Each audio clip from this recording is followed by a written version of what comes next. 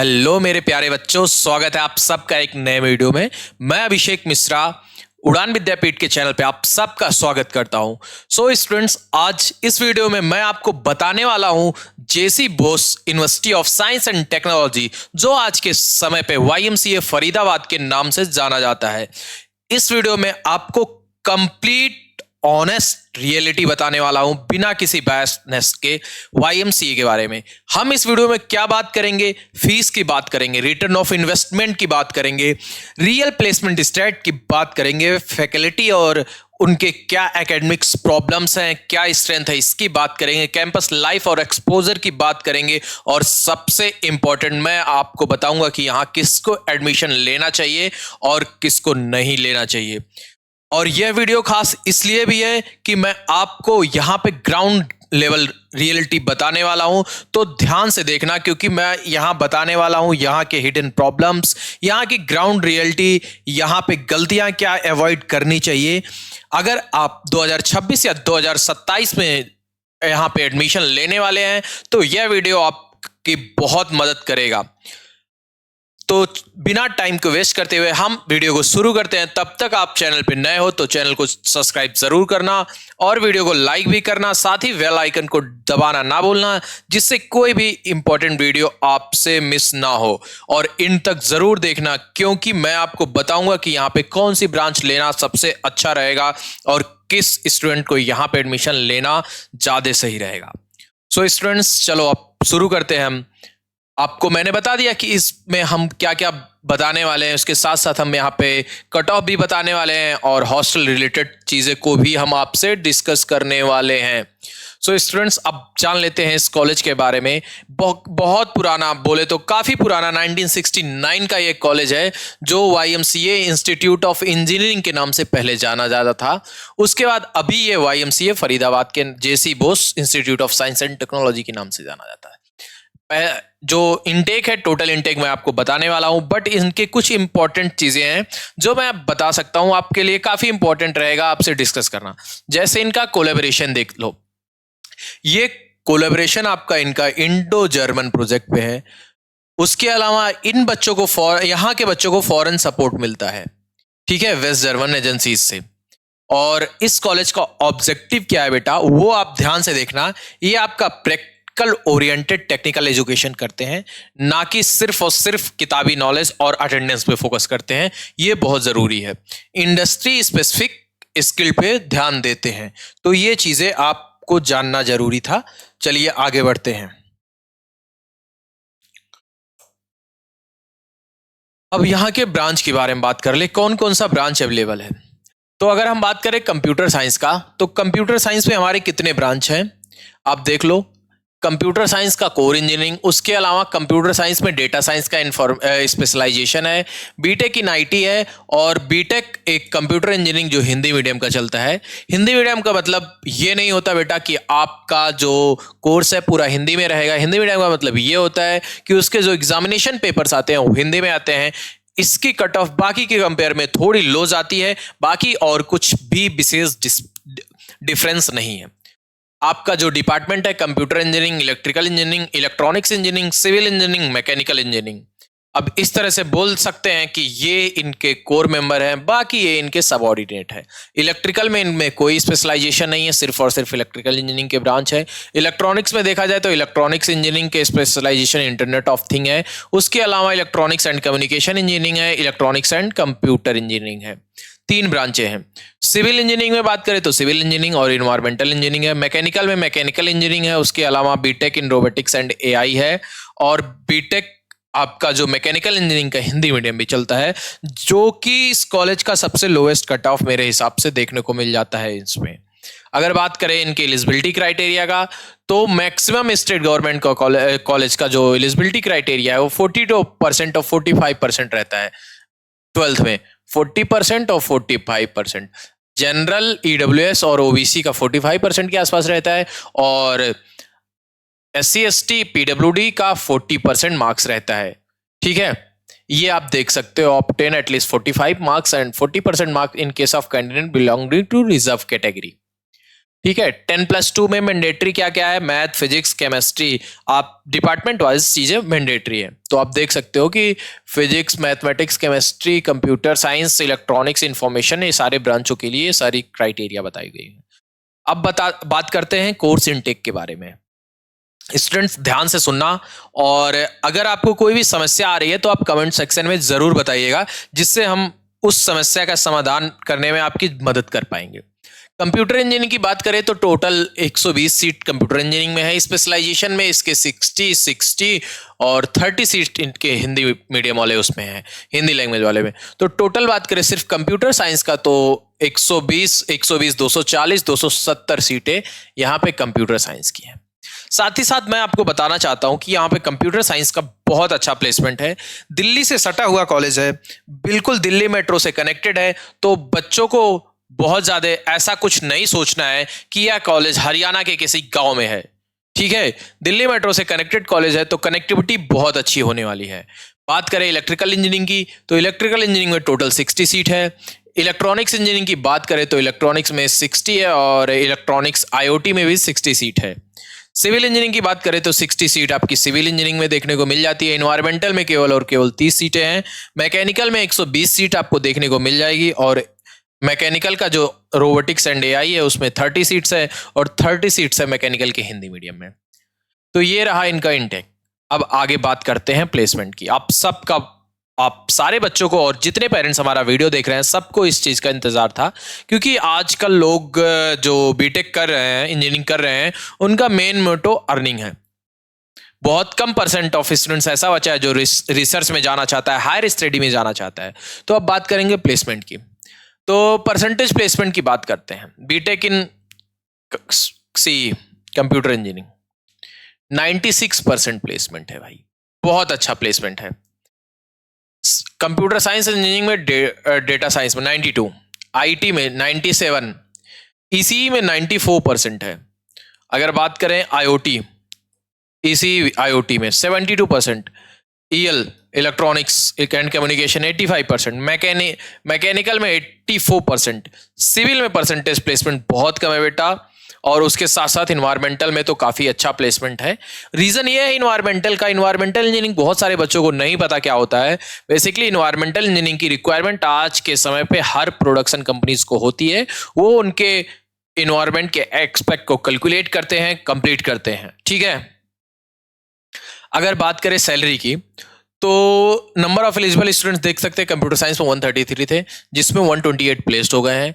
8.96 average इनका salary है, और 47 लाख हाईएस्ट है। वहीं स्पेशलाइजेशन के साथ जाएंगे तो उनकी एवरेज सैलरी 9.19 है, 40 लाख इनका हाईएस्ट सैलरी है, और 63 में अराउंड 58 स्टूडेंट्स प्लेस्ड हुए थे। आईटी की बात करें तो आईटी में 73 में से 71 स्टूडेंट्स प्लेस्ड हुए थे। 15 लाख इनका हाईएस्ट पैकेज है, और 7 लाख करीब एवरेज पैकेज है। ईसीई में बात करें तो 49 में से 49 से 46 स्टूडेंट प्लेस्ड हो गए थे। 14 एलपीए हाईएस्ट पैकेज है, और 6.76 एलपीए इनका एवरेज पैकेज है। स्टूडेंट्स हाईएस्ट पैकेज पे मत जाइएगा, अगर हाईएस्ट पैकेज बहुत ज्यादा नहीं है, स्टिल इनका एवरेज पैकेज मेंटेन है। मतलब उसके आसपास की कंपनियां आती हैं 7 लाख, 8 लाख, 9 लाख की, और आपका प्लेसमेंट अच्छे से हो जाता है। आपको प्लेसमेंट में दिक्कत नहीं आने वाली। ठीक है, तो इस बात से बिल्कुल निश्चिंत रहिएगा कि प्लेसमेंट में समस्या होगी। आपको मेहनत करना पड़ेगा, मेहनत आपको खुद से करना, उसमें आपका कोई हेल्प नहीं कर सकता। अगर बात करें आईओटी की तो आईओटी में आप देख सकते हो 46 में 33 स्टूडेंट्स प्लेस्ड हो गए हैं। हाईएस्ट पैकेज 10 एलपीए रहा है, but average package around 6 LPA के आसपास रहा है। इलेक्ट्रॉनिक्स का भी 46 से 39 प्लेस्ड हुए हैं, 10 एलपीए हाईएस्ट पैकेज, मतलब दोनों में सेम कंपनी हाईएस्ट पैकेज देके लेके गई है, और अराउंड 6 लाख के आसपास इनका भी एवरेज पैकेज रहा है। मैकेनिकल की बात करें तो मैकेनिकल में 104 स्टूडेंट्स थे, 87 स्टूडेंट्स प्लेस्ड हुए हैं, जो कि बहुत अच्छी बात है। आज के समय मैकेनिकल, सिविल और इलेक्ट्रिकल में लोग कहते हैं प्लेसमेंट नहीं है, लेकिन बेटा ऐसा नहीं है। आपका मैकेनिकल, सिविल और इलेक्ट्रिकल, केमिकल, ये 4 ब्रांच घर के आलू की सब्जी की तरह होती है कि हम पूरे सीजन कुछ भी खा लेंगे, कुछ भी नए नए फ्लेवर लाएंगे, बट एक्चुअल में हमें डिपेंड इन पे रहना ही पड़ेगा। ठीक है, जिसका एवरेज पैकेज हमारा 5.6 एलपीए है, सॉरी मैकेनिकल का एवरेज पैकेट अराउंड 6 LPA है और परसेंटेज प्लेसमेंट काफ़ी अच्छा 84% प्लेसमेंट है। सिविल की बात करें तो सिविल में 38 से 15 स्टूडेंट्स प्लेस्ड हुए हैं, जो काफ़ी कम है सिविल के हिसाब से, क्योंकि सिविल में मैक्सिमम बच्चे गवर्नमेंट जॉब की प्रिपरेशन के लिए निकल जाते हैं। उसमें हाईएस्ट पैकेज 5.40 है और एवरेज पैकेट 5.1 LPA है। अगर बात करें बीटेक इन्वायरमेंटल में तो उसमें 53 से 49 स्टूडेंट्स प्लेस्ड हुए हैं। 47 LPA हाईएस्ट पैकेज, मतलब किसी बच्चे ने कोडिंग करके ये सेम कंपनी में निकाला है, तो ऐसा, और इससे एवरेज पैकेज पूरे ब्रांच का बढ़ गया है। ठीक है, और जो कंप्यूटर साइंस की कंपनियां आती हैं बेटा वो ओपन फॉर ऑल होती हैं। ऐसा नहीं है कि आपको सिर्फ और सिर्फ लिमिटेड कंपनियों में बैठने का मौका दिया जाता है। अब इनके कुछ प्लेसमेंट हाइलाइट्स की बात करते हैं। जो प्राइवेट कॉलेज वाले सिर्फ हाइलाइट्स को दिखाते हैं बट पूरी रियलिटी नहीं बताते हैं। इनका जो 47 लाख था वो हाईएस्ट पैकेज था, 400 प्लस कंपनीज आई हुई थी। उसके अलावा 990 इंटर्न ऑफर हुए थे। पूरे कॉलेज का जो एवरेज पैकेज है वो 6.54 इन्होंने अपना दिखाया है। अगर रिक्रूटर की बात करें तो ऑलरेडी मैंने बता दिया। Total number of eligible students 1122 थे, नंबर ऑफ प्लेस्ड 661 थे और जिसमें से लड़कियां 158 थी। जैसे कि ये कॉलेज हरियाणा में है और हरियाणा को अभी भी पढ़ाई लिखाई के मामले में बहुत पीछे माना जाता है, तो इसलिए इस कॉलेज में गरीब बच्चों के लिए, लड़कियों के लिए बहुत ही छूट मिलता है, ये आप ध्यान दीजिएगा। ठीक है, अब हम आगे बढ़ते हैं। इनके रिक्रूटर्स की बात करते हैं तो बहुत सारे रिक्रूटर्स आए थे ऑन कैंपस, बहुत सारे ऑफ कैंपस से, आप देख सकते हैं, यहाँ से स्क्रीनशॉट भी ले सकते हैं आप इसका। अब बात करते हैं फीस स्ट्रक्चर की। बहुत बड़ा खेल रहता है दोस्त मेरे प्यारे भाई फीस स्ट्रक्चर का, क्योंकि देखिए अगर आपके पास पैसा नहीं रहेगा और आपकी रैंक बहुत अच्छी रहेगी, इसके बावजूद आप पैसा नहीं रहेगा तो किसी अच्छे कॉलेज में आप नहीं पढ़ सकते हैं। और ये हमारे भारतवर्ष में बहुत अच्छे तरीके से हो रहा है। जिस तरह से लगातार आपके कॉलेज, आपकी यूनिवर्सिटीज की फीस बढ़ाती चली जा रही है सरकार, उस तरह से बच्चों को बहुत सारी समस्याओं का सामना करना पड़ रहा है। तो हम तो बहुत ज़्यादा पॉलिटिकल एजेंडे पे बात करने वाले नहीं हैं, लेकिन ज़रूर आपके प्रॉब्लम से लेके आपके सॉल्यूशन तक का सफ़र हम तय कराने के लिए ज़रूर यहाँ एज ए ब्रिज का काम करेंगे। आपको कोई भी समस्या रहेगा, फीस रिलेटेड भी रहेगा तो भी बताइएगा। बहुत सारे ऐसे स्कॉलरशिप बहुत सारी कंपनियां प्रोवाइड करती हैं। जिन बच्चों के पास स्किल होता है, एनर्जी रहती है, पढ़ने का जज्बा रहता है, उनके लिए बहुत सारे ऑप्शंस, रास्ते अपने आप खुल जाते हैं। तो बात करें अगर मैकेनिकल और इलेक्ट्रिकल इंजीनियरिंग की तो इनका फीस 1,13,000 है। अगर बात करें आईटी, इलेक्ट्रॉनिक्स और कुछ और ब्रांच जैसे सिविल, एनवायरनमेंट, रोबोटिक्स, इनकी तो 1,12,866, ये पूरे 1 साल का फीस है, जो कि काफ़ी अच्छा, मतलब आज के समय 1 लाख में आपको बीटेक करना बहुत ही मुश्किल है। और अगर बात करें दोनों हिंदी ब्रांचेस की, जो हिंदी कोर्सेस है उनकी 1,05,000 के आसपास है। अगर देखा जाए तो इस हिसाब से आपका जो पूरे 4 साल का फीस है 4,30,000 40,000 के आसपास हो जा रहा है। और अगर बात करें रिटर्न ऑफ इन्वेस्टमेंट की तो 7 से 8 लाख इनका एवरेज पैकेज रहता है। तो ROI सीधा सीधा डबल है, ROI सीधा सीधा डबल है। अब हम बात करेंगे आगे NIRF के डेटा के हिसाब से, जो डेटा इनको NIRF में सबमिट करना पड़ता है। अगर बात करें प्लेसमेंट की लेटेस्ट, तो एवरेज प्लेसमेंट मीडियन सैलरी जो है इनकी 6.58 है। हायर स्टडीज़ के लिए 17 बच्चे दे रखे हैं इन्होंने। टोटल परसेंटेज प्लेसमेंट 80 के आसपास दे रखा है, जो काफ़ी अच्छा है बेटा। मतलब आज के समय अगर 80% प्लेसमेंट है तो काफ़ी डिसेंट प्लेसमेंट माना जा रहा है। 683 में से 546 स्टूडेंट्स और प्लेस्ड हो गए थे। ठीक है, अगर बात करें कट ऑफ की, कट ऑफ भी जान लो, ध्यान से सुनना और डिस्कस करना। कट ऑफ ऐसा है भैया, यहाँ पे ऑल इंडिया के बच्चों को ज़्यादा फायदा मिलता है होम स्टेट से। ऑल इंडिया का कट ऑफ लो जाता है होम स्टेट के कंपेयर में। अगर बात करें यहाँ पे सिविल इंजीनियरिंग की, तो लास्ट ईयर जो क्लोज हुआ था 1,08,000 पे ऑल इंडिया कोटे में, होम स्टेट कोटे में, जनरल में 1,28,000, EWS में 1,25,000, 1,48,000 होम स्टेट OBC में, और SC में 3 लाख तक आराम से सिविल इंजीनियरिंग मिला था। SC का रिकॉर्ड नहीं है, 4 लाख 5 लाख तक आराम से मिल जाएगा। ठीक है, अब बात करें कंप्यूटर की तो 55,000 तक ऑल इंडिया ओपन गया था। वहीं बात करें होम स्टेट में तो सिर्फ और सिर्फ 43,515 पे ये इसका कंप्यूटर साइंस क्लोज हो गया था। ये डिफरेंस देख सकते हो, अराउंड 12,000 के आसपास का है, 12 के रैंक का है, जो कि बहुत बड़ा गैप बनता है। अगर EWS की बात करें तो 50,000 लास्ट OBC का डेटा इनके पास अवेलेबल नहीं था। अगर SC की बात करें तो अराउंड 1.5 लाख के आसपास मिला था। और अगर बात करें एसटी की, तो एसटी की अराउंड 5 लाख के आसपास डेटा मिला था। ठीक है, 5 लाख के आसपास का इनका कट ऑफ मिला था।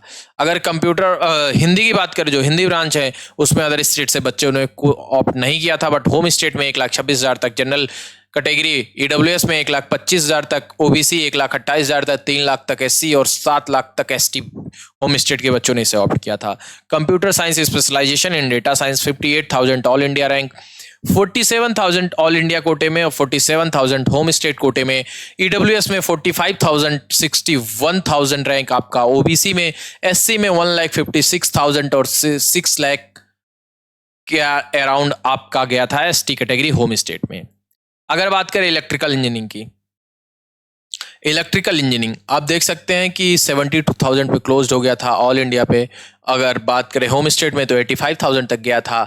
और मतलब कंप्यूटर साइंस की लड़ाई बहुत ज़्यादा है। ये जो गैप आपको देखने को मिल रहा है ना, ये कंप्यूटर साइंस वाली ब्रांच में देखने को मिल रहा है। उसके नीचे की ब्रांचेस में वो गैप खत्म होता चला जा रहा है। फिर होम स्टेट के बच्चे अपने आप कॉलेज ले रहे हैं, अदर स्टेट का बच्चा उतना प्रेफर नहीं कर रहा है। ठीक है, अब बात करें इलेक्ट्रिकल की तो 85,000 जनरल होम स्टेट, 80,000 आपका ईडब्ल्यूएस होम स्टेट, ओबीसी 90,000, 2,22,000 आपका एससी कैटेगरी गया है और एसटी का डेटा अवेलेबल नहीं है।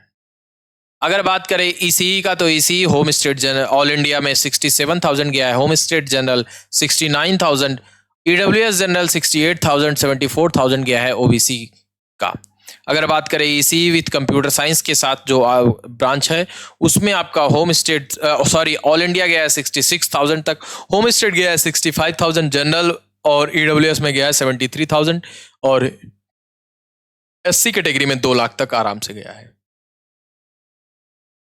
बचे हुए हमारे कुछ और ब्रांच है जिसमें से आईओटी है, आईटी है, मैकेनिकल हिंदी मीडियम से। आप ऐसे स्क्रीनशॉट लेके देखेंगे, इस तरह करूंगा तो वीडियो बहुत लंबा हो जाएगा, तो बाकी आप देख लेना। बाकी मैं एक बार जरूर जनरल कैटेगरी का और ऑल इंडिया होम स्टेट का एक्सप्लेन कर देता हूं। इलेक्ट्रॉनिक्स का 71,000 है ऑल इंडिया का और होम स्टेट का 76,000 है। वहीं बात करें आईटी की तो आईटी का ऑल इंडिया 60,000 है, होम स्टेट 54,000 है। मैकेनिकल 1 लाख ऑल इंडिया है, 1 लाख के अराउंड होम स्टेट भी है।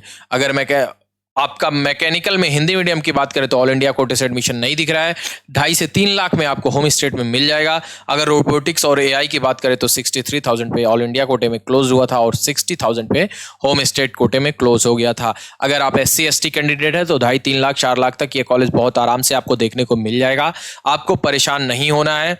ठीक है, अब और फीस की बात करते हैं, हॉस्टल फीस। तो हॉस्टल फीस इनका जो है वो 20,000 पर ईयर है और मेस फीस अराउंड 10,000 है। ये सारे इंपॉर्टेंट पहलू थे जो हमने इस वीडियो में आपसे डिस्कस किया है। अब अगर कुछ ऐसा था जो मैं आपसे डिस्कस नहीं कर पाया हूं तो आप जरूर उसको हमें बताना, कमेंट सेक्शन में बताना, हम उस पे अगली वीडियो लेके आएंगे। अगर हम डायरेक्टली बात करें इस कॉलेज के प्रोज और कॉन्स के बारे में तो देखो, लो फीस अच्छा प्लेसमेंट, लो फीस अच्छा प्लेसमेंट। अगर आपके अंदर पढ़ने की क्षमता है तो आप इस कॉलेज में बहुत अच्छा कर सकते हो। यहाँ पे ब्रांच अच्छी की बात करें तो कंप्यूटर साइंस रिलेटेड जो भी ब्रांचेस हैं वो काफ़ी अच्छा परफॉर्म कर रही हैं। अब क्या कौन सी इस कॉलेज का है दोस्तों, यार बिल्डिंग काफ़ी पुरानी है, कैंपस छोटा है, 30 एकड़ का कैंपस है। ठीक है, और अगर आपको बहुत हाई फाई एक्सपेक्टेशन है कि बहुत एक्स्ट्रा ऑर्डिनरी कॉलेज लाइफ चाहिए तो वो थोड़ा सा आपको प्रॉब्लम कर सकती है, वो यहाँ पे आपको नहीं मिलेगी। बाकी मिलते हैं नेक्स्ट वीडियो में। अगर आपको कोई भी दिक्कत हो तो आप दिए गए नंबर्स पे कनेक्ट करिएगा और हमारे डिस्क्रिप्शन में व्हाट्सएप ग्रुप है उसको जरूर ज्वाइन करिएगा। और एक बार फिर से चैनल को सब्सक्राइब नहीं किया है तो चैनल को सब्सक्राइब जरूर करना। टाटा बाय बाय, मिलते हैं नेक्स्ट वीडियो में।